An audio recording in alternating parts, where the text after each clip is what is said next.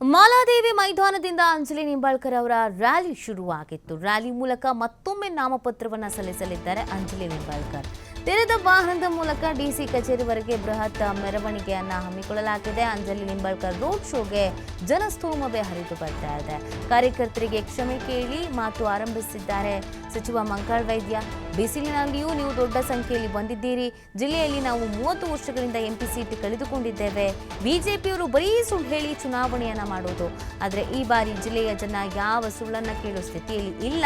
Guarantee ಮೇಲೆ ಚುನಾವಣೆ ಗೆದ್ದು ತೋರಿಸ್ತೀವಿ ಅಂತ ಮಂಕಾಳ ವೈದ್ಯ ಇದೇ ಸಂದರ್ಭದಲ್ಲಿ ಮಾತನಾಡಿದ್ದಾರೆ.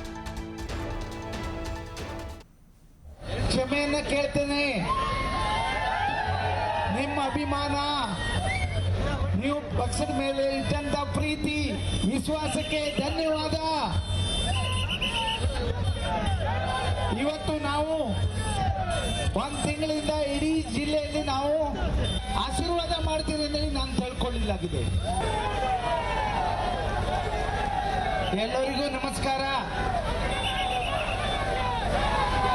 ನಿಮ್ಗೆಲ್ಲರಿಗೂ ನಾವು ಕ್ಷಮೆಯನ್ನ ಕೇಳ್ತೇನೆ.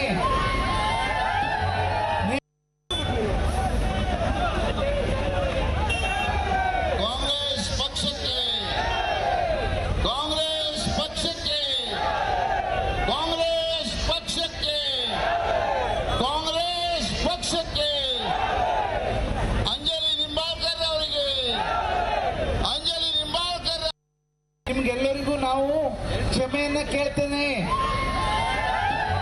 ನಿಮ್ಮ ಅಭಿಮಾನ,